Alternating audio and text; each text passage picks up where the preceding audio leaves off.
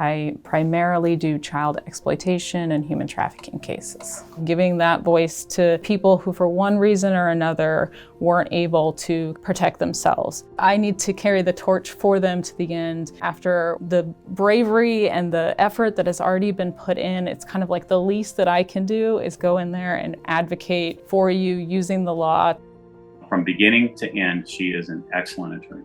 Not only does she investigate those cases and put the work in with really talented agents, then they have to go to trial. And once they go to trial, that work becomes much different. And she's a really, really good trial attorney. Kelli's worked multiple sex trafficking cases of minors in the Omaha area. And a lot of our minors that we've come into contact with who've been victimized by this crime in particular have a really lackluster support system. They're living in impoverished neighborhoods. They are single moms. They're working full-time. They're going to school full-time. So their schedules are unpredictable. And Kelli just makes an effort, like an over-the-top effort, to make herself available to their schedules and at their places. By the time we get to trial, this is maybe the third or fourth time they've met Kelli, and they have a kinship with her. And I think that when we have prosecutors who are invested in our victims as much as the advocates and the interviewers and the law enforcement are, it makes trial that much easier. When the person asking you the questions on the stand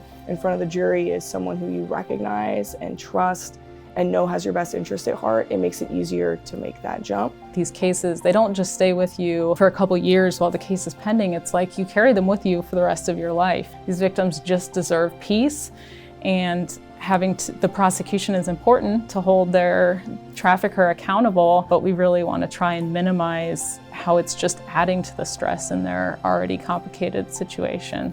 When we had met with the victim in this case, she had mentioned that she has like a stuffed cat that brings her just a lot of reassurance and that she will pet when she's feeling anxious. And I don't think a lot of people would have done what Kelli did. She went through all these communications with the judge and all these motions so we could get that cat up on the stand with her during her testimony. That's just an extra step, something that prosecutors aren't used to worrying about, right? We're worrying about trial strategy, how many witnesses we have to prep all these witnesses. A prosecutor's job is not easy, but her testimony was hard. It was 4 hours and she stuck with it. And I think a lot of that was just like knowing like Kelli is championing me.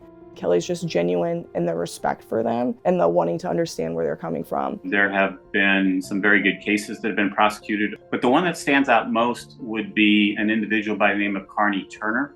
Mr. Turner was somebody who was in prison. While he was in prison, he befriended a guard social worker. That social worker would then recruit some girls that he would then use in his business. And she went after that hard. It made a huge impact. He received a lifetime sentence. And it had just about every thorny issue that these cases could present.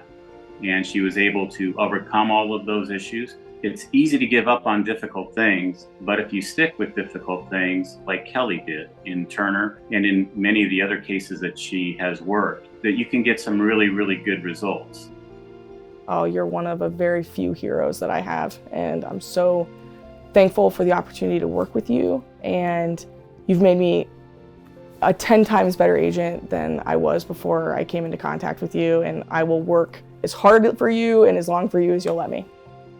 In a lot of ways, I think I empathize with the victims because I grew up lacking some of the support that I would have liked to have growing up. I became pregnant as a teenager and was forced into self-sufficiency, even though sometimes my job involves long hours and an emotional toll. My kids are really who inspires me to do it because I see all these other kids out there who need someone to speak up for them. I'm just really grateful that my kids have kind of let me do that, have always inspired me. I hope that I will inspire them to help other people in their lives as well.